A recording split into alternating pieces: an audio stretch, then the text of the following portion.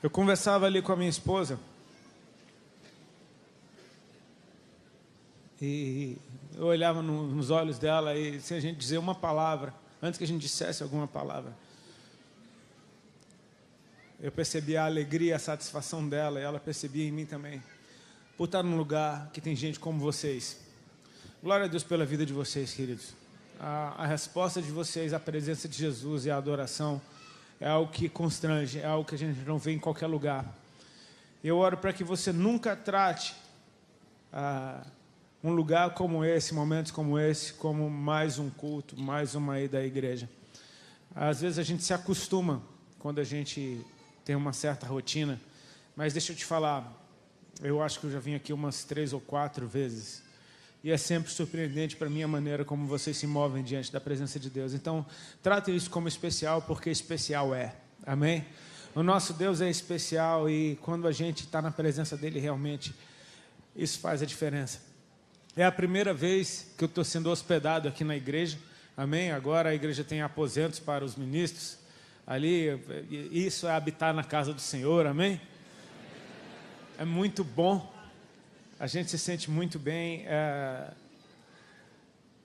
Enfim, ontem de noite eu estava pensando a respeito do que ministrar. E hoje de manhã veio a confirmação. Eu amo o culto domingo de manhã, cara. Eu não sei vocês. Bom, eu creio que vocês gostem também, porque vocês estão aqui, afinal de contas, né? Mas eu amo o culto domingo de manhã. No mínimo a gente se sente muito mais crente que os outros, né?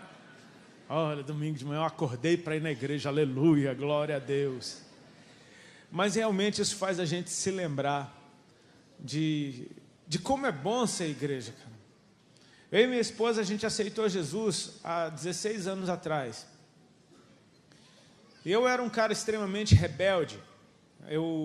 A minha cultura era uma cultura de contravenção, de irreverência. E de repente eu fui, pelo amor de Deus, eu fui introduzido numa cultura que era o oposto da minha. E eu amei muito tudo isso. Eu percebi, eu acho que eu fui feito para isso. Eu fui feito para uma cultura como essa. Não foi muito difícil me arrepender da minha rebeldia, da minha irreverência. Porque uma vez que eu conheci uma cultura de reverência e de zelo, eu falei, cara, eu fui feito para isso, como é que eu não conhecia isso antes? Eu amei ser igreja. Não simplesmente amei a igreja, mas eu amei ser igreja. Eu nunca tive problema com... Ontem eu comentava aqui com os jovens que estavam aqui. Eu nunca tive problema com um louvor que não era o tipo de som que eu gostava. Nunca tive, porque quando eu aceitei Jesus, eu queria tanto Ele. E as irmãs que me evangelizaram não gostavam das músicas que eu gostava. Elas tinham as músicas delas. E assim, eu lembro que quando a gente não tinha nada para ouvir em casa, as irmãs gravaram um CDzinho e deram para a gente. E a gente tinha um CD da Lauriette, um da Cassiane, um do Diante do Trono e um do Renascer Praise. E era o que a gente ouvia em casa, esses 4 CDs. Não era nada parecido com o tipo de som que eu fazia, que eu gostava de ouvir. Mas era a respeito de quem estava cantando. E aquelas pessoas estavam cantando para Jesus, a gente estava apaixonado por Ele, a gente queria ouvir dEle, que fossem canções, que fossem conversas, enfim. Ele se tornou o centro da nossa vida. E todas as vezes que eu venho, por exemplo, num culto de domingo de manhã, isso me lembra dos primeiros dias. Me lembra daquele tempo onde, cara, eu dirijo horas para chegar numa reunião onde Jesus esteja no centro. A gente ia para reuniões, a maioria delas na periferia aqui de São Paulo. Tinham reuniões que a gente ia que era na Vila Carrão, tinha reuniões que a gente ia a gente ia para o monte em Guaianazes, tinha um monte lá, e a gente ia na casa dos irmãos, das irmãs. E sabe, a gente não estava preocupado com quem ia pregar, com quem ia cantar. Aliás, a gente nunca sabia quem ia cantar, quem ia pregar. A gente sabia que iam falar de Jesus e que iam cantar a respeito dele. E isso era o que nos movia. As pessoas, elas não estavam em primeiro lugar.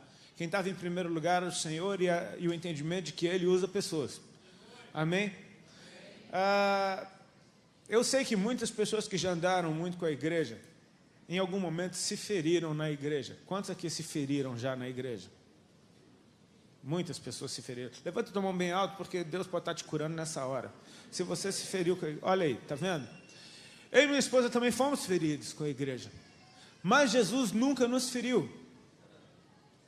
Ele nunca nos feriu, ainda que Ele muitas vezes tenha nos corrigido, porque Ele ama, Ele corrige o filho que ama. Se Ele te corrige é porque você é filho, amém? Um sinal da paternidade de Deus sobre a tua vida é a correção que vem dEle. Um sinal do amor que Ele tem por você é a correção dEle. E ainda que muitas vezes o Senhor fale firme com você, você sabe que isso nunca apagou o amor que Ele sente por você. É um desejo tão grande do Senhor te ter para Ele, te ter perto dEle e te ter no caminho certo, que Ele não suporta te ver no erro, por amor à sua vida. Amém? De saber que os braços do Senhor vão estar sempre abertos para mim. E que significa isso? Que eu estou pego. Não tem jeito de fugir dele. Mas pessoas falham com a gente. Quantos já receberam palavras proféticas pontuais que se cumpriram na sua vida? Glória a Deus. Então, isso funciona. Amém? Quantos já receberam palavras proféticas que foram aquelas famosas profetadas, que você fala, meu, esse cara aí viajou na maionese? Você já recebeu tanto uma como a outra. Então, se uma já funcionou, você não tem motivo para rejeitar a profecia por causa de uma palavra que não se cumpriu. Amém? Deixa eu te fazer uma pergunta ainda mais ou menos a respeito disso, que já aconteceu comigo várias vezes. Quantos já receberam profetadas da boca de um profeta que já entregou uma palavra profética que se cumpriu? Então profetas erram. Amém? Profetas erram. Quantos já foram abençoados com a mensagem de um pastor? Glória a Deus. E quantos já foram feridos por esse pastor? Esse mesmo. Então pastores erram. Não preciso me alongar muito. Vocês já entenderam o princípio. Pessoas erram. E se erram também acertam. Como eu erro e acerto. E às vezes é muito... Quando a gente pensa na grandeza de Deus e na minha limitação, quando eu penso na grandeza de Deus e na minha limitação, eu percebo que eu erro muito mais do que eu acerto. Quando eu erro, fui eu. Quando acerta, foi Ele. Então o alvo é a gente continuar crendo que Ele vai operar, e não importa o que aconteça, que o Senhor se meta na conversa. Porque se eu falar, por exemplo, para vocês hoje, 90% de abobrinha, os 10% que Deus falou contigo, pode mudar a tua vida. Então eu não tenho motivo para rejeitar isso, que é a casa do Senhor, que é a igreja, a estrutura que Ele estabeleceu sobre a terra, porque tem gente dentro dela que erra. Em Jerusalém, não, mas naquele tempo é que era bom, naquele tempo tinha a mesma coisa. Os mesmos problemas que tem hoje tinha naquela época, querido. Aliás, tinha uns problemas até mais cabulosos. Tem problema que eu nunca ouvi falar hoje e tinha naquela época. Por exemplo, na igreja de Corinto, tinha um cara que estava pegando a mulher do pai. E Paulo teve que advertir, eu estou sabendo que tem alguém aí que está saindo com a mulher do pai. Pelo amor de Deus, eu nunca ouvi um negócio desse no nosso dia. Naquele tempo tinha. Quando Pedro foi para a casa do centurião, todo mundo lá em Jerusalém já veio com pedra para cima dele. Você sentou com os gentios na mesma mesa, não sei o que. Pedro teve que se explicar. Ou seja, estava todo mundo errado, até Pedro mostrar que o Espírito Santo caiu sobre eles, do mesmo jeito que tinha caído sobre os judeus, e agora todo mundo teve que se consertar. Então tem gente que está na liderança, no conselho de Jerusalém, aleluia, e estava completamente errado. Sim ou não? Ontem o pastor ministrou aqui sobre Saulo, que era um cara que, estudou Deus a vida inteira e julgava estar fazendo a coisa certa diante de Deus, perseguindo os cristãos. Até que Jesus aparece para ele e ele vê que ele estava completamente errado quanto às suas convicções. E ele devia ter base bíblica para perseguir os cristãos.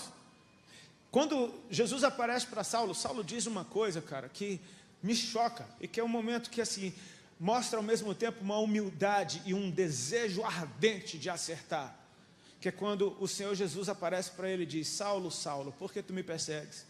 E Saulo responde: quem és tu, Senhor? Eu não sei se isso te dá um entendimento de... Ele estudou Deus a vida inteira. E ele sabe que Deus está falando com ele, porque ele chama de Senhor. Mas ele diz: quem és tu, Senhor? Tipo assim, eu sei que é Deus, mas eu reconheço que eu não sei quem Deus é. E eu preciso te conhecer agora, face a face, no nível que eu nunca conheci. Quando ele conheceu Jesus, foi Jesus dizendo para ele: você está completamente errado, mas fica tranquilo, eu conto com você. Tipo assim, você tá matando, você está me perseguindo, matando os meus filhos, mas fica tranquilo, eu quero usar você. E foi uma luta para Paulo nos seus primeiros dias como um cristão, encontrar lugar no meio dos cristãos, porque estava todo mundo com medo dele. Esse cara que matou um monte de gente, eu não vou andar com ele não. E ele: não, eu aceitei Jesus. Está doido? Isso deve ser uma estratégia do cão para matar a gente. Porque às vezes a gente tem dificuldade de receber de alguém que errou. Então não tem chance para a gente também, porque eu erro bastante, você não erra? Então por que os outros são ruins e a gente é bom? Por que a gente quer misericórdia para a gente e justiça para os outros? Misericórdia para todo mundo, inclusive para a gente, amém? Deixa eu te falar, a igreja é linda, cara. A igreja do Senhor Jesus, segundo diz a Bíblia, ela é sem mancha, ela é sem mácula, amém? É a noiva do Cordeiro. E a gente está no meio de um processo, Ele está nos alinhando, Ele está nos ensinando, a gente está todo mundo no meio do processo. Eu quero que você abra o teu coração para a beleza que é essa igreja, porque a gente vive num tempo em que muitas pessoas têm abandonado a igreja por causa de erros. A maioria desses casos, esmagadora, muita gente não reconhece, mas é porque a pessoa está com tanto erro na vida dela que ela não consegue consertar, que ela está louca para encontrar um erro no outro, para servir como desculpa, para nunca mais vir na igreja. A real é que quem quer Jesus, meu amigo, errando ou acertando, vai continuar com Ele. E o outro errando ou acertando: cara, tu vacilou feio comigo, mas eu te amo, vamos continuar junto.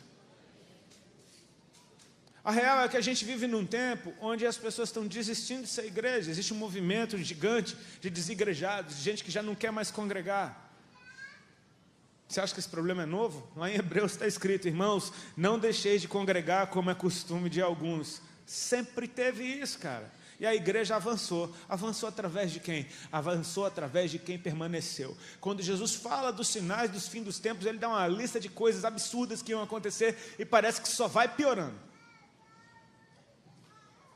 Vai piorando, vai piorando, vai piorando, vai piorando, vai piorando. Vocês vão ser mortos, vocês isso, o amor vai esfriar, a iniquidade vai aumentar. Vai piorando, piorando, piorando, piorando. Mas este evangelho será pregado em toda a terra.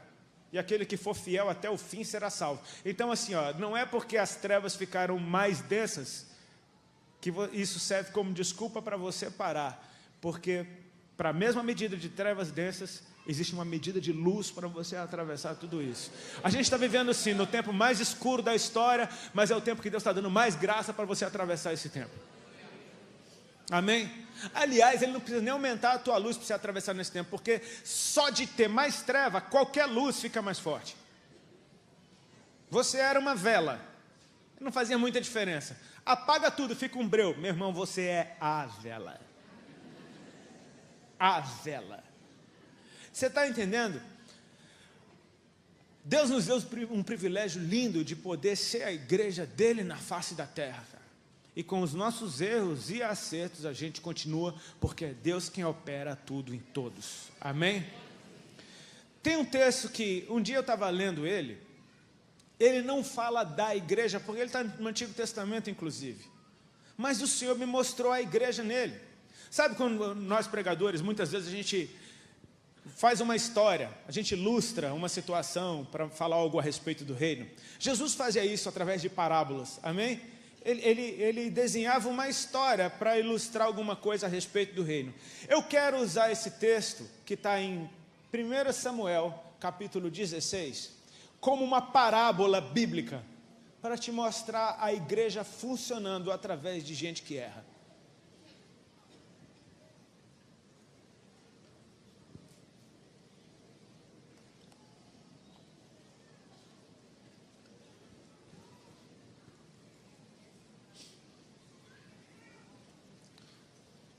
1 Samuel 16, eu falei, meu amor. Eu sei, meu amor, você está sem retorno, minha linda. Oh, meu amor.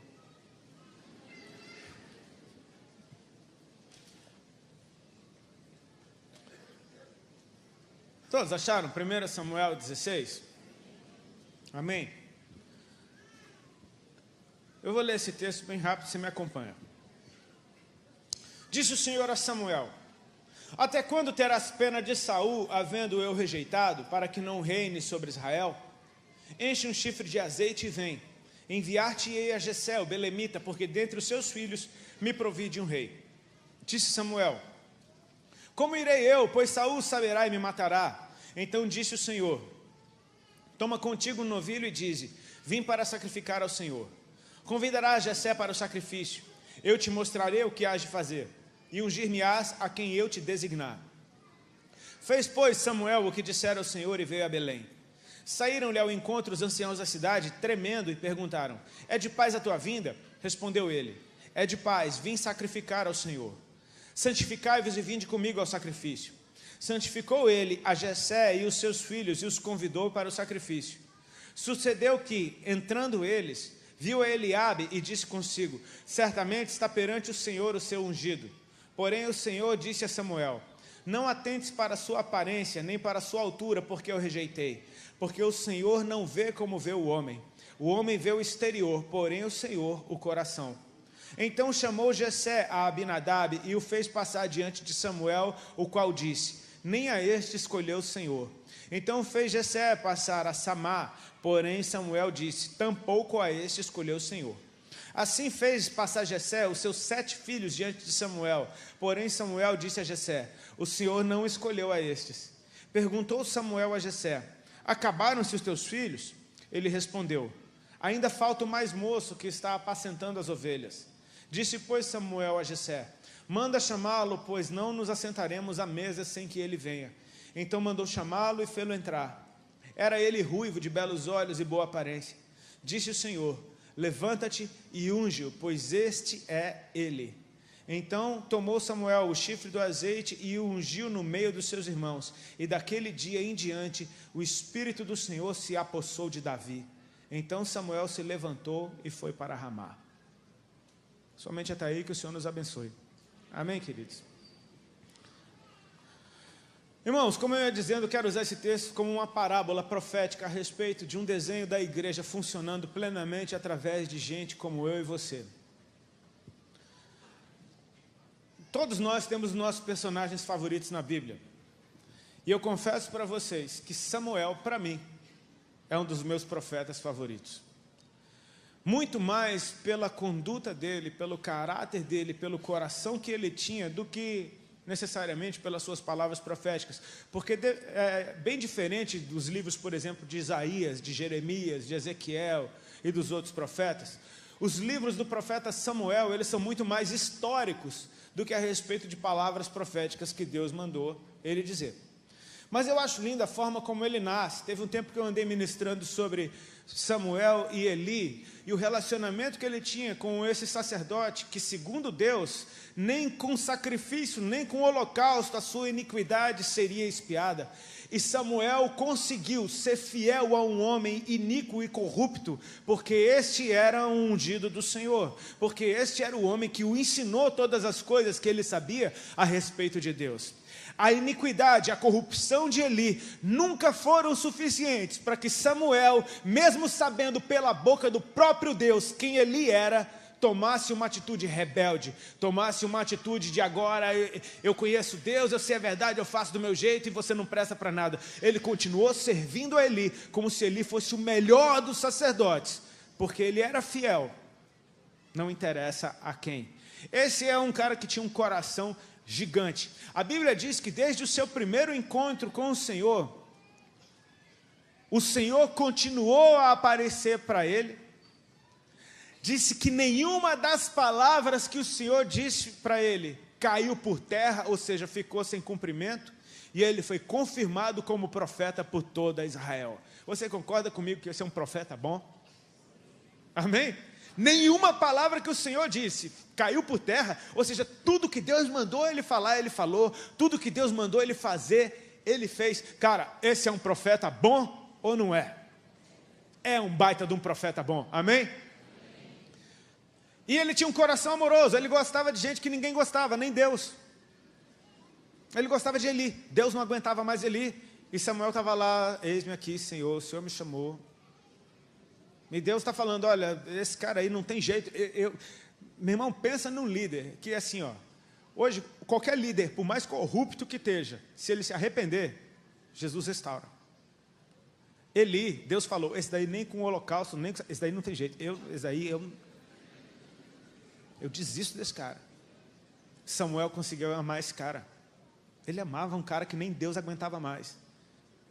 O povo pede um rei. Deus fala, ok, Samuel, não fica triste não foi a você que eles rejeitaram, foi a mim. Tudo bem, você vai atrás dele. E tem a história longa de Saul. E Samuel encontra Saul. Saul, a Bíblia diz que Saul dos ombros para cima era mais bonito que todo mundo, era mais alto, mais forte, mais bonito, tinha cara de rei, cara. Não tinha muito jeito de rei, mas tinha cara. E foi aquele que Deus mostrou e aquele que foi. Meu irmão, Samuel ungiu o primeiro rei sobre Israel. E sabe o que? Samuel amou Saul. Como esse texto começa, você já percebe que Deus está tendo que ter uma conversa séria com Samuel, porque parece que Samuel está cometendo a mesma coisa, tipo, até quando você vai ter pena de Saul, sendo que eu já o rejeitei? Ou seja, Samuel amava um cara que Deus rejeita. Deus não aguenta um cara desse, Samuel aguenta. Pensa, você está imaginando o tamanho do coração desse profeta, que além de ser um profeta bom, tinha um coração gigante. Só que olha o tipo de conversa que Deus está tendo com ele. Deus está tipo com a mão na cabeça falando assim, até quando você vai ter pena de Saul, sendo que eu já o rejeitei? Parece que Deus chegou num limite que ele não aguentava mais a intercessão de Samuel em favor de Saul. Era como se Samuel estivesse chegando diante de Deus toda vez, Senhor, eu te apresento a vida de Saul, Senhor, ele não é tão ruim assim, ele vacila, mas olha, dá para consertar, não foi um erro tão grande, ele só...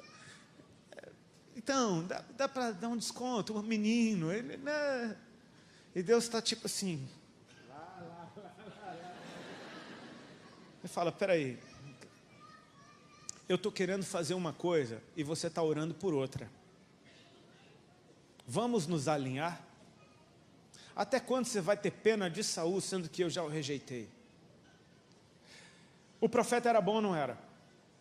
Me ajuda, vamos lá. Era ou não era? Estava errado ou não estava? Ah, então o profeta Samuel erra, estava completamente errado. Ele estava orando para a restauração de um cara que Deus falou, eu já rejeitei, eu tenho outro, você tá orando errado. Você é dos bons, você me ouve tudo, mas você está errado, vamos nos alinhar? E o profeta nunca teve problema de se alinhar com Deus. Aliás, o desejo do coração dele é fazer a vontade de Deus em primeiro lugar. Estava errado ou não estava? Deus teve que consertar ou não teve? Teve. E Deus está consertando Samuel. Você vai ungir teu chifre de azeite, você vai na casa de Jessé, o belemita, e dentre os seus filhos eu me provi de um rei. Você percebe que o nome de Davi nem aparece? Aparece um nome aqui. Que nome é esse? Jessé. A gente vê que já apareceu nessa história a figura de um profeta, que é dos bons, mas que erra também e precisa ser consertado por Deus, amém? Agora ele aponta para uma casa. Eu quero chamar a tua atenção para que Jessé ele representa a figura de um pastor, cara. O pastor é aquele que educa os filhos. O pastor é aquele que vê eles crescendo. O pastor é aquele que dá alimento. O pastor é aquele que bota a ordem na casa. O pastor é aquele, senta nesse lugar, você senta naquele. O pastor é aquele, vamos fazer a oração, quem vai fazer a oração hoje é você. O pastor é aquele que ensinou esses meninos a servir a Deus. O pastor é aquele que ensinou esses caras a serem homens, amém? Deus olhou para a casa de Jessé e se agradou da casa de Jessé em primeiro lugar e disse, dentre os seus filhos eu me provi de um rei. Então você está vendo que aqui tem uma figura também de uma casa pastoral. A gente já viu o profeta, a gente já viu o pastor. Jesus disse, está escrito na Bíblia, que para a igreja ele deu uns para apóstolos, mestres, pastores, evangelistas e profetas. Amém? O profeta já apareceu. o pastor também apareceu. Amém? Bom, talvez tenha gente que nunca tenha conhecido seus pais. Isso é uma coisa que hoje em dia, infelizmente, na nossa nação é muito comum. Mas se você conheceu o seu pai, por melhor que ele tenha sido na tua vida, você reconhece que em alguns momentos ele errou com você? Meu amigo, todo pai erra. Porque nenhum pai nasceu sendo pai. Amém? Ele virou pai no dia que você nasceu. Então, junto com você, nasceu um pai. E o pai está aprendendo com você. Você está aprendendo a viver e ele está aprendendo a ser pai. E, normalmente, o primeiro filho é aquele que mais sofre com erros do pai. Amém? Mas o pai continua sendo pai. O pai, muitas vezes, vai dar uma surra no filho, porque o filho merece. Outras vezes, o pai passa até do ponto. Eu sei que o coração do pai dói se ele é um pai amoroso. E aquele filho está lá emburradinho, chorando na cama, o pai vai lá e senta, depois dá uma surra no menino e fala: filho, papai te ama. Não foi bem assim. É porque você fez isso e aquilo, ó, é para não fazer nunca mais isso daí. Tá, papai te ama. Aí o filho tá, não quero. Aí o pai vai convencendo, daqui a pouco o filho começa a rir, faz uma coisa que, tá bom, te perdoo, só hoje. E o pai, tá bom, obrigado, você perdoou o papai. O pai se coloca, pai erra e acerta também, amém? Nenhum pai é perfeito. E nem por isso vai deixar de ser teu pai. Porque criança é assim, ela ama o pai, até que um dia que o pai, pega pesado e fala: eu te odeio, você não é mais meu pai, eu não pedi para nascer. Meu, tudo besteira, tá falando besteira. E sabe que a gente cresce, vem para a igreja e faz a mesma coisa? O cara cuidou de você, te batizou, te casou, não sei o quê. Aí o cara comete um erro, você fala: eu sabia. A gente precisa ter mais misericórdia, porque é isso que a gente quer para a gente, amém?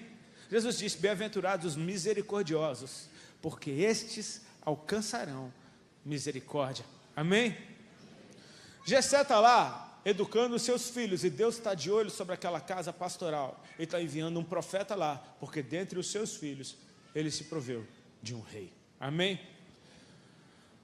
O profeta não sabia como fazer, Saul vai saber, vai me matar, e Deus fala para ele: não, você vai lá dizendo, vim sacrificar o Senhor, e não vai ser mentira, você vai sacrificar o Senhor. Então você vai lá, santifica Jessé, chama os seus filhos para o sacrifício, eu vou te mostrar, e você vai ungir quem eu te mostrar. Agora, olha o lindo disso, Deus está dizendo que vai enviar o profeta para uma casa específica, dentre os seus filhos tem um rei específico, mas Deus não fala quem é o rei, Ele fala: lá, na hora, eu vou te mostrar, e você vai ungir quem eu te mostrar. Ou seja, profeta, você é dos bons, você está ouvindo a minha voz, mas não é porque você ouviu minha voz uma vez, que você não precisa ouvir minha voz de novo. Você só vai concluir a missão, se você estiver ouvindo a minha voz o tempo inteiro. Ou seja, você depende de mim. Você vai até lá, e quando você chegar lá, você vai ter que ouvir a minha voz de novo. Samuel chega, santificou Jessé e seus filhos, e eles entraram na casa. Olha o que o texto diz: então Samuel viu a Eliabe e falou: certamente está perante o Senhor o seu ungido. Lá vem ele com seu chifre de azeite, a milhão, e Deus está falando: epa, para! Não atentes para a sua aparência, nem para a sua altura. Ou seja, ele devia ser do naipe de Saul, cara. Um cara alto, um cara bonito, que tem cara de rei. O profeta já ia seco em cima dele. Meu Deus, certamente, olha aqui, cara de rei. Deus arrebentou, é verdade, na casa de Jessé, eles provaram, olha ali, cara de rei, já vem com um chifrão. E Deus freia, Deus é tipo aquele... Sabe futebol americano, quando o quarterback está para fazer o lançamento e vem aqueles caras e arranca o braço dele para trás? Parece que Deus freia o braço do profeta e fala: não atentes para a sua aparência, nem para a sua altura. Porque Deus não vê como vê o homem vê a aparência, e Deus vê o coração. Olha que coisa linda. Entrou em cena agora Deus fazendo o papel do mestre. O profeta Samuel está tendo uma aula a respeito de quem Deus é em tempo real, para não cometer uma besteira. Queridos, a gente precisa ver isso com bons olhos. Porque o que a gente percebe, na maioria dos lugares, são as denominações. E as denominações se dividem. E se dividem por causa das suas diferenças. Quando, na verdade, as suas diferenças não são para dividir, e sim para equipar um ao outro. Você vai ver igrejas tradicionais, como igrejas batistas, presbiterianas, metodistas, tem muitos mestres, os caras são bons na palavra ou não são? Meu amigo, são bons demais na palavra. Você vai ver igrejas como a Assembleia de Deus, Deus é amor, tem muitos profetas, tem ou não tem? Os caras, meu irmão, os caras oram pra caramba e dão lugar para o Espírito. Um precisa do outro. Um profeta sem mestre faz besteira, cara. Ele precisa de direção a respeito do que está embasar nas Escrituras, a respeito de quem Deus é para ele ir no caminho certo. Um mestre precisa de um profeta, porque senão é só uma aula, um seminário, não tem muita vida. Um precisa do outro, essas barreiras têm que cair, eles têm que andar juntos, porque um equipa o outro. A Bíblia diz, Deus deu um para apóstolos, outros para mestres, outros pastores, outros evangelistas, outros profetas, para a edificação do corpo. A igreja precisa dos 5 ministérios, a igreja precisa ser completa, amém? Deus está fazendo às vezes de um mestre aqui, dando uma aula para o profeta, e o profeta, meu amigo, que ama a Deus, ele está amando conhecer algo a respeito de Deus, que ele nunca tinha ouvido em nenhum dos seus outros encontros, que Deus não olha para a aparência, Deus vê o coração, amém? Olha o que o profeta diz, o Senhor não escolheu a este. O profeta estava errado de novo ou não estava? Estava ou não estava? Me ajuda. Ele era bom, ele não era? Ele estava indo no caminho certo, a missão era essa mesmo, era a casa de Jessé mesmo, não era? E ele estava errado ou não estava? Estava. Só que agora Deus entrou em cena e por causa de uma aula que ele teve ali em tempo real sobre o coração de Deus, ele agora não está mais errado. Deus consertou. O coração é humilde, amém? É ensinável. E ele fala, opa, peraí, Deus não escolheu esse daí. Percebe como uma coisa funciona? Quando Deus ensina, funciona. Então, Jessé fez passar Abinadab diante do profeta. E o profeta diz, nem a este o Senhor escolheu. Quer dizer que agora Deus não precisa mais ficar intervindo? Não, o profeta aprendeu, cara. O cara que estava errado agora está acertando naquela área que ele estava prestes a errar. Glória a Deus por isso. Amém? Gente que erra também acerta. E uma vez que aprende, não precisa mais ficar voltando naquilo ali. Então, Jessé fez passar a Samar. Tampouco a esse o Senhor escolheu. Meu amigo, esse erro ele não comete mais. Porque agora ele teve uma aula do próprio Deus a respeito de quem Deus é. Ele agora está indo na direção certa. E assim, Jessé fez passar seus 7 filhos diante do profeta. E o profeta diz, o Senhor não escolheu nenhum desses, cara. E a gente vai precisar conversar aqui agora, porque Deus me mandou para cá e é tu mesmo. Ele disse que tem um rei no meio dos teus filhos. Você passou todos os filhos e não é nenhum desses. Então assim, Deus não está errado, eu acertei a casa. Pastor erra ou não erra?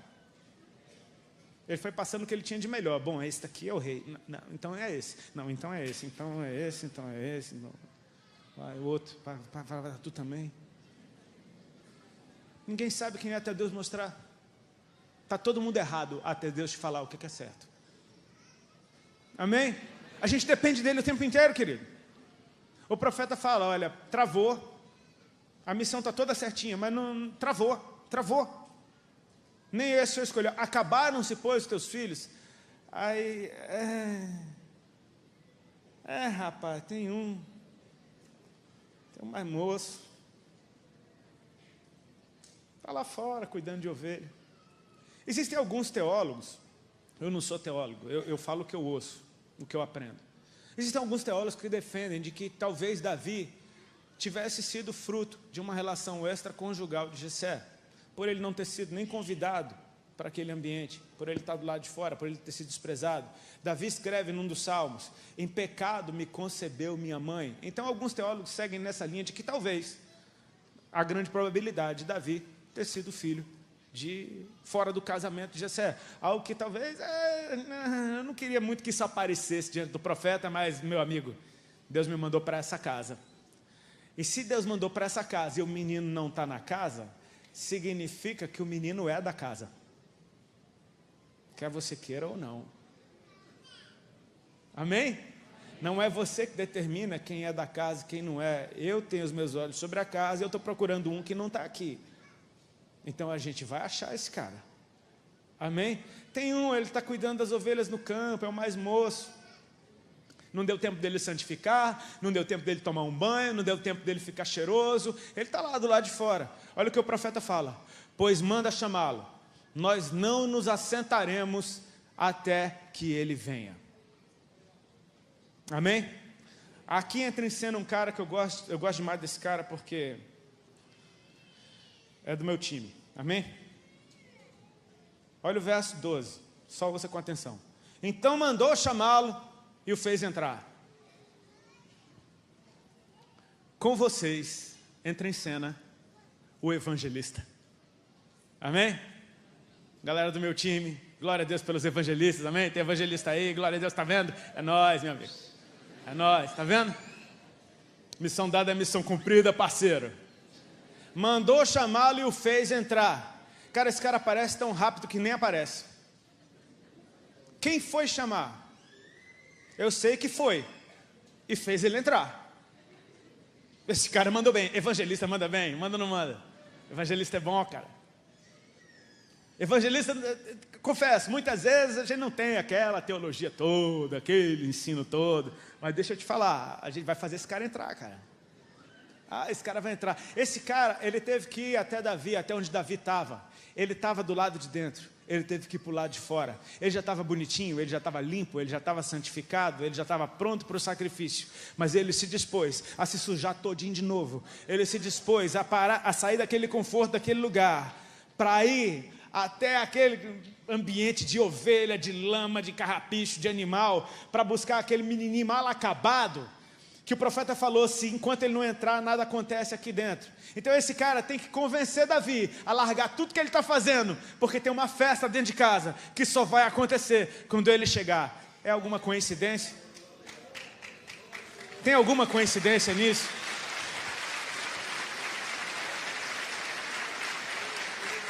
Tem pressa, tem urgência. Mandou chamá-lo e fez entrar. Você tem ideia, o cara foi que nem um raio. Ele foi correndo, meu irmão, catando o cavaco, levando queda no meio do caminho. Davi, Davi, Davi. Meu irmão, o que esse doido está vindo me procurar, meu irmão? Está assustando as ovelhas, me deixa quieto. Tem uma boa notícia para te contar, cara. Ele está carregando boas novas. Amém? Tem uma notícia boa para te contar. O que foi? Aquela cara de menino rejeitado. O que foi? Que boa notícia. Cara, tem uma festa na tua casa. Eu não tenho casa. Tem, cara. Tem um lugar para você naquela mesa. Aquela casa não está completa sem você. Davi, larga essas ovelhas aqui. Não, mas quem que vai cuidar? Davi, tem coisa mais importante. Meu irmão, o profeta falou que enquanto você não chegar lá, nada vai acontecer. Tem alguma coisa para acontecer lá dentro. Tem uma festa para acontecer. Davi, vamos comigo. Não, mas não... Davi, vamos comigo, rapaz, você vai. Você arranca esse cara de onde ele está e joga ele para dentro do reino. E daqui a pouco lá, Davi chega, fedendo a ovelha. Todo sujo, suado, aqueles meninos suados.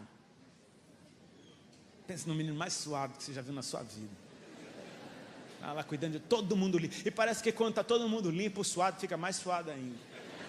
É ou não é? Não é a pior coisa do mundo. Você está todo mundo, acabou de jogar bola, está todo mundo fedendo, meu amigo. Está tudo bom. Agora, está todo mundo limpo, indo para o casamento, e tu chegou do futebol. Você é o cara mais fedido do mundo. Tem ninguém mais fedido que você. Ele está diferente de todo mundo. É o mais novo, está cheio de mato no cabelo. E o profeta, quando olha para ele, olha o que o profeta diz. Era ele ruivo, de belos olhos e boa aparência. É assim que Deus vê. Ele não vê o estado que você está, ele vê o que ele te fez para ser. Ele olha para o carinha que chegou todo mal acabado, ele está falando, tu é lindo, cara. Olha como é lindo ele, menino todo podre. Tu é lindo, cara, tu é lindo, tu é lindo. Vem cá, me dá um abraço. O Senhor fala então para o profeta: pega o teu chifre e unge, porque este é ele. Agora a casa está completa. O profeta foi enviado na casa do pastor. Glória a Deus que o mestre estava lá. Glória a Deus porque o evangelista foi chamar. Está faltando um, não está? Foi o que acabou de chegar. Quem é esse menino que, quando tudo se cumpriu, ele tinha uma autoridade para mudar a cultura de uma nação? Foi ungido rei, tinha autoridade de governo. Era um adorador, ele ministrava diante do Senhor. Era um profeta. Ele ensinava as pessoas a respeito do Senhor. Vinde, filhos, e vos ensinarei o temor do Senhor. Ele mudou a adoração em Israel e Deus aceitou. Até então a adoração era na tenda de Moisés ainda, era no tabernáculo, era boi morrendo, mesmo sem arca dentro. Davi entendeu, cara, a arca é muito mais importante do que essa matança de bois. Traz a arca, bota ela exposta no meio de Jerusalém. A gente vai mudar tudo agora, não é mais boi morrendo. É sacrifício de louvor, 24 horas por dia. Gente cantando e adorando o Senhor de qualquer lugar de Jerusalém. Você ouvia os louvores a Deus. Ele mudou a adoração e Deus aceitou. Era um apóstolo dos bons. Queridos, esse desenho, numa parábola, é o que nós somos, a igreja completa. Sim, eu sou um evangelista, cara, e às vezes eu sofro com isso, até Deus me curar.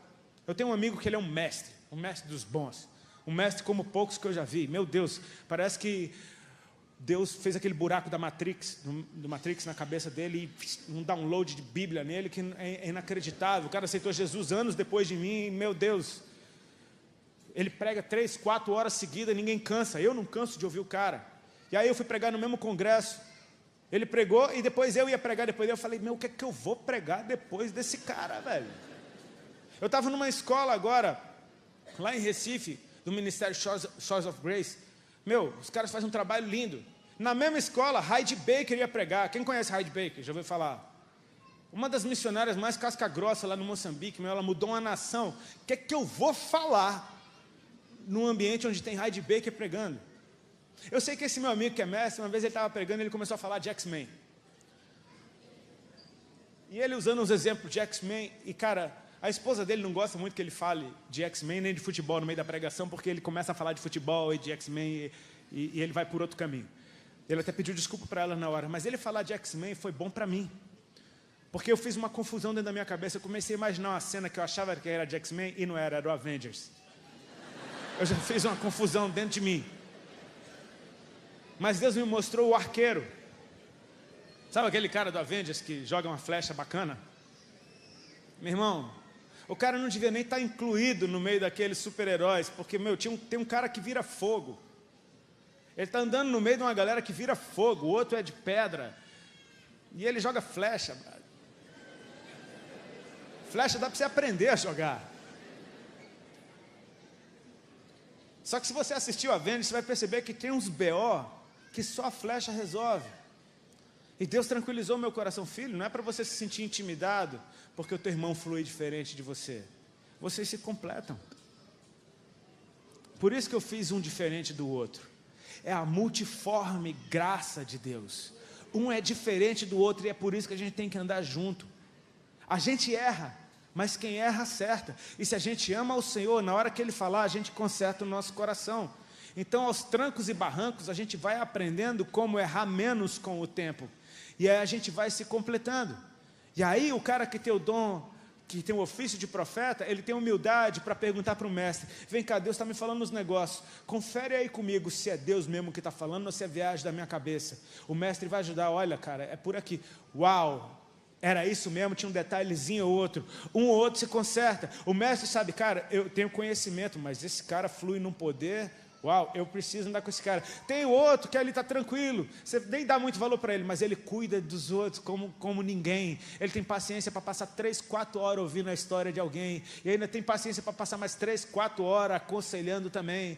Sabe aqueles papos, às vezes alguém chega para mim, Rodolfo, tem uma parada, cara, eu precisava de um conselho. Eu falo, fala, brother. Então, é porque quando era, brother, vai direto ao assunto, fala logo, qual é o problema? E no fim das contas, brother, eu acho que você precisa orar. A minha esposa não. A minha esposa aguenta, cara. Ela fala, conta aí tua vida inteira, meu filho. Conta. Fala, chora, ela chora junto. Ela passa. Aí, meu irmão, quem mandou se meter com a Ali? Porque ela vai ficar no pé. Ela vai falar, vai pegar e-mail, vai ficar aconselhando e vai descascar ele. São pessoas diferentes. que precisam andar no mesmo time. A igreja de Jesus se completa pelas diferenças. E deixa eu te falar, os erros desses homens aqui não foram um empecilho para que Deus fizesse o que Ele queria fazer. Davi foi achado. A missão encontrando Davi foi concluída. Amém?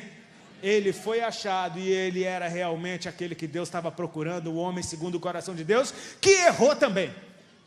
E errou mais feio que Saul. Só que Saul tinha medo de perder o reino. Davi tinha medo de perder a presença. Então se arrependeu mais do que precisava para ter a presença de novo. E sabe o que a Bíblia diz de Davi? Que ele morreu velho, farto de dias, em boa velhice. Então a gente não tem como chamar Davi de corrupto. Davi foi alguém que errou. Se você for associar erro à corrupção, então Davi era mais corrupto que Saul. Porque o erro dele foi muito pior. Cara, ele cometeu um adultério horrível, ele tentou encobrir isso, mandando matar um cara que era fiel a ele. Meu, que lambança, a espada nunca mais se apartou da casa dele. Os filhos dele agora, tinha um filho cometendo incesto com a filha, o outro irmão matou o outro, daqui a pouco quer tomar o reino do pai, se deitou com todas as concubinas. Meu irmão, uma bagunça, uma lambança terrível. Mas a gente não pode chamar Davi de corrupto, porque ele se arrependeu e ele encontrou o seu lugar em Deus de novo. Restaura em mim, Senhor, um coração puro, devolve-me a alegria da salvação. Era tudo que ele queria, ser como nos primeiros dias, cara. Então, sabe, muita gente que a gente aponta o dedo e fala é um corrupto, talvez não, é só alguém que está no erro, que se encontrar a voz do Senhor de novo lá dentro, volta, Deus restaura. Eu quero te animar nessa manhã, queridos, para você saber que vale a pena ser igreja, cara. Vale a pena ser igreja, um ajuda o outro. Quando o outro está errado, você com amor fala, querido, você errou aqui, mas glória a Deus, eu te amo, eu te respeito, eu te honro e mais, eu preciso de você andando do meu lado. Se coloca de pé, por favor, a gente vai estar orando.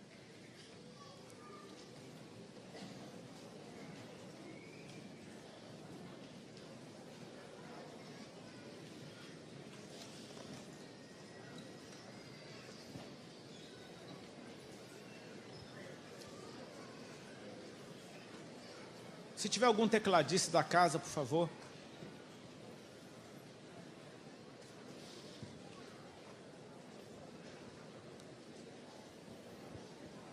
Amém? Ficou de pé, glória a Deus, dá uma alongadinha. Glória a Deus, isso é bom. Bom, agora presta atenção aqui em mim de novo. O culto não acabou.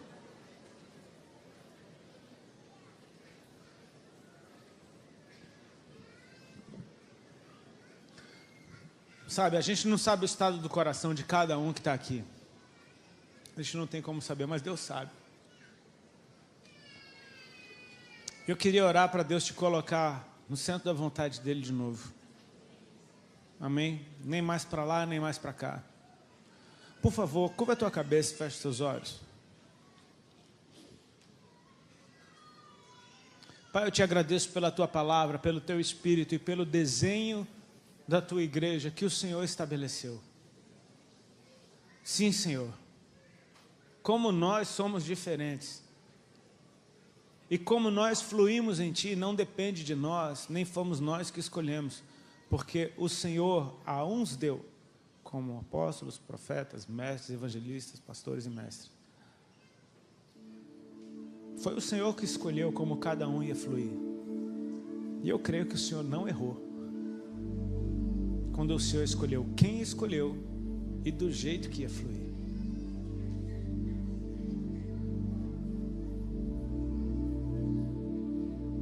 Pai, eu te agradeço porque o teu reino é inclusivo. Há lugar para cada um.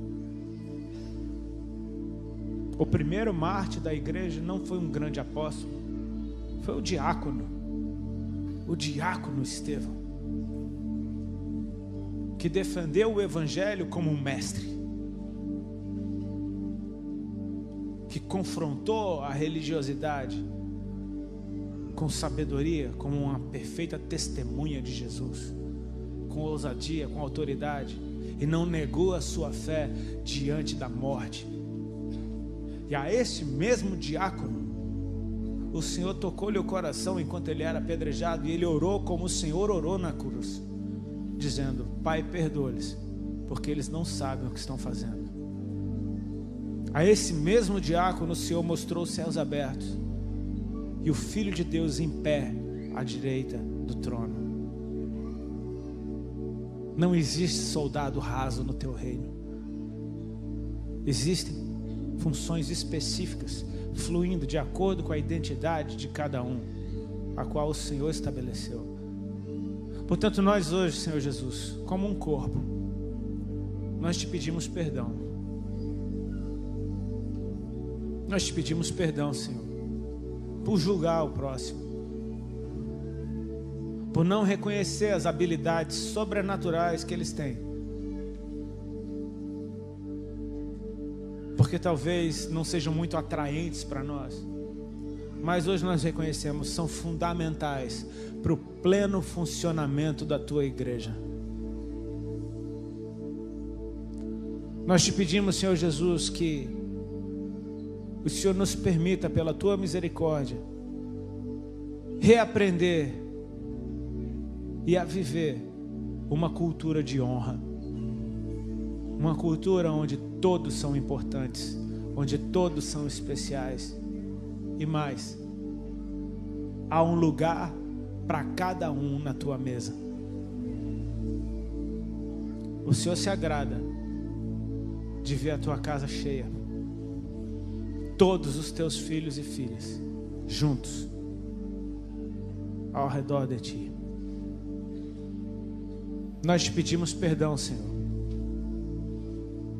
porque muitas vezes nós mantemos essa mesa desocupada, ora pelo nosso julgamento a respeito dos outros, ora pelo nosso julgamento a respeito de nós mesmos.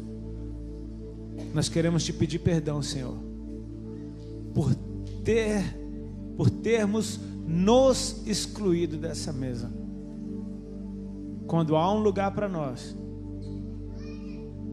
e nós deixamos esse lugar vago, te lembrando que algo falta. Com teus olhos fechados, queridos, eu quero ser bem direto com você que está aqui nessa manhã. Eu não sei se porventura há alguém que se encontra fora do corpo de Cristo. Eu tenho uma notícia para te dar: você é filho. Há um lugar para você nessa mesa, há algo grande para Deus fazer através de você, há habilidades que Deus te deu que talvez os seus irmãos não tenham, e eles precisam de você para serem aperfeiçoados, e você também precisa deles para ser aperfeiçoado. Eu não sei se há alguém aqui que foi ferido por rejeição, ou por dor, ou por mau julgamento, e se colocou do lado de fora. Deus está te chamando para o lado de dentro nessa manhã. Se é você, sai do teu lugar e vem aqui na frente que eu quero orar por ti. Faça isso rapidinho. Se tem alguém que estava fora do corpo de Cristo e você entende, Deus está me chamando para voltar hoje, sai do teu lugar e vem. Eu quero orar por você. Se você está na galeria, eu espero você descer, mas faça isso rápido, de maneira dinâmica, para a gente continuar orando. Deus quer curar o teu coração. Glória a Deus, pode vir.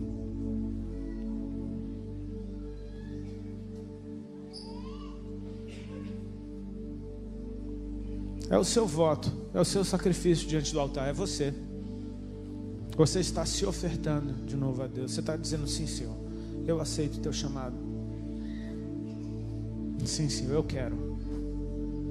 Eu quero viver a verdade do teu reino, eu quero viver. Deus é aquele que cura corações. Sim, Ele pode apagar essas mágoas, essas marcas dentro de você. E deixa eu te falar, às vezes é mais difícil a gente perdoar a gente mesmo do que os outros. Eu quero que você saiba que se Ele te perdoa, quem é você para não se perdoar? O teu arrependimento é sincero. Eu não duvido que os erros que cometeram contigo foram graves. Mas será que você também não cometeu erros? E a misericórdia que eu quero para mim, eu tenho que querer para o meu irmão também. Chega bem perto, por favor, que tem mais gente vindo atrás de vocês.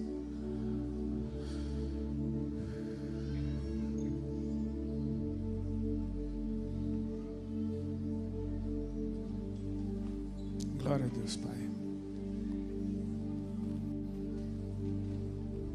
Como na parábola do filho pródigo, os olhos do pai nunca se apartaram do caminho, esperando o dia que ele voltava. E aquele dia com o qual o pai sonhou, quando ele veio, a alegria do pai foi tão grande que o castigo, a punição, as palavras severas deram lugar a um abraço apaixonado, beijos e decretos de vida e restauração que aconteceram ainda no caminho. Quando o filho pródigo entra em casa, ele já entra bem vestido, ele já entra com uma aliança no dedo, ele já entra com sandália nos pés e já tem um bezerro no fogo, por causa da alegria do pai. Ou seja, a restauração ela acontece no caminho. Enquanto você saía do seu lugar para chegar diante do altar, no caminho, Jesus disse: eu sou o caminho. No caminho você é restaurado. A igreja estende as mãos para eles, por favor.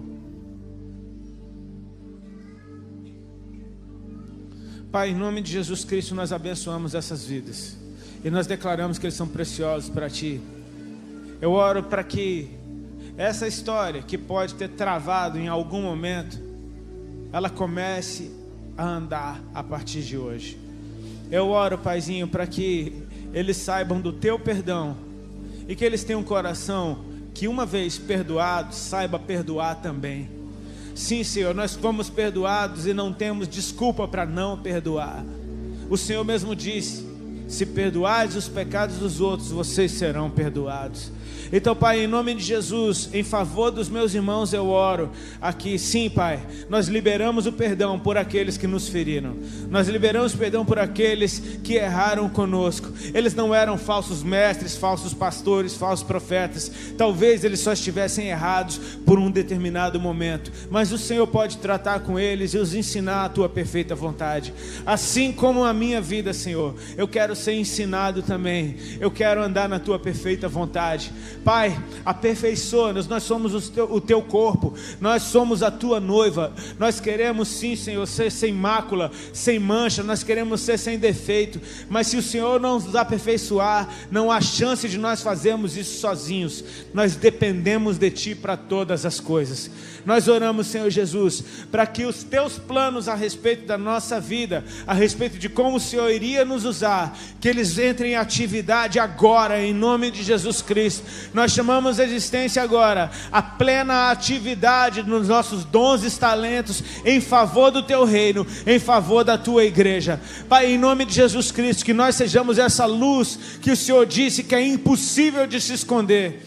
Nós clamamos, Senhor Jesus, para que o Senhor possa redimir o tempo que nós perdemos longe de Ti. Tu és Deus sobre o tempo, Tu podes fazer todas as coisas. Eu oro pela remissão do tempo perdido, e para que, Pai, o Senhor possa nos otimizar, a fim de que nós possamos avançar numa velocidade incrível, em direção ao nosso pleno funcionamento no Teu corpo. Senhor Jesus, nós precisamos dos nossos irmãos, os nossos irmãos precisam de Ti, e todos nós precisamos do Senhor.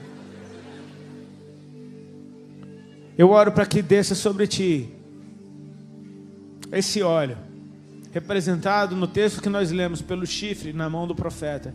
Que esse óleo seja derramado sobre a tua cabeça. Talvez nessa casa completa de gente que já anda em santidade, você fosse o alvo. E o Senhor não olha para o estado que você estava.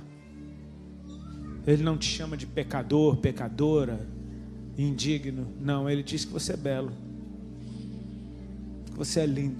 A alegria dele te ver de novo dentro de casa é tão grande que os olhos dele te adornam. Os olhos do Senhor sobre ti te dão novas vestes. O sangue de Cristo te lava, te limpa. Ele coloca novas vestes sobre cada um de vocês. O óleo na tua cabeça te separa.